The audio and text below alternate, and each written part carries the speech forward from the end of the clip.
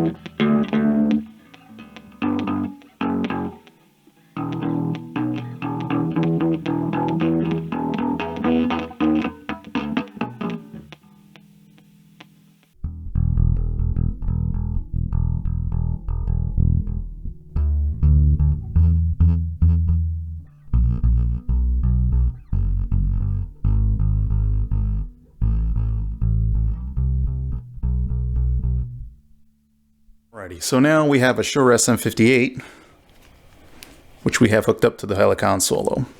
So right now, you're going to be hearing the audio on the shotgun mic, and that is because we currently have our input gain set to 0. Because this is a dynamic mic, we're really going to have to start cranking the input gain all the way up pretty much close to the maximum before we really start seeing the green light and us getting an amount of signal that we want to see. So this is about 6 or 7. And as we slowly crank it up, then you're going to start hearing it get more crackly and raspy. And then if we really talk into it, then we're going to start getting that clipping. Ba ba ba ba ba ba ba ba ba ba ba ba ba ba ba ba. So yeah. So now let's go check out the Audio Technica AT2020 for a condenser mic check.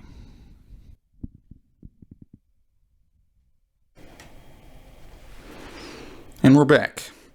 Now we have the Audio Technica AT2020 hooked up. We have hit the phantom power switch. So now we see that there are 2 lights enabled, one for the phantom power and one for the signal. Now once again, we don't have any signal yet, but actually if we get really close, even on the 0 setting, we will see that green light light up. So we probably only need to get this up to about 3, maybe. Yeah, so I'm just talking.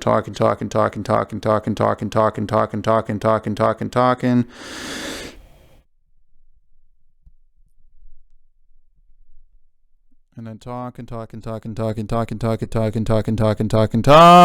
And then, yeah, so basically pretty much talking as I was talking into the SM58.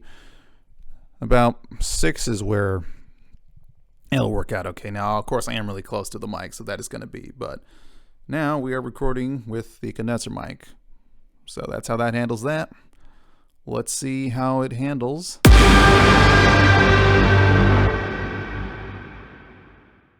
Alrighty, so I'm recording on the iPad now. So as we can see, we have the Go Solo hooked up to the iPhone, and we have the Shure SM58 hooked up to the Go Solo, and my headphones hooked up to the interface as well. So while we're on the For You page, it's bringing audio to my headphones just fine. But when we go to record a video, the Solo turns itself off, which is annoying because when we actually go to record the video, we're going to get this click at the start of the recording that we're going to have to edit out every single time. Now, for a solo video, this might be fine, but if you're doing a stitch or a duet, then it's going to be a pain in the bottom to deal with.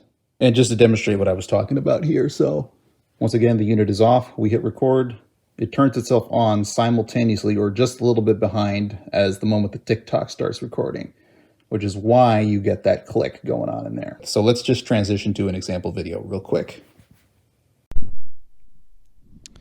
And we're back. So this is what it sounds like recording into TikTok. We've got the SM58 running through the Solo, run it to my iPhone, run it to TikTok. And as we can see, you heard that click in the beginning.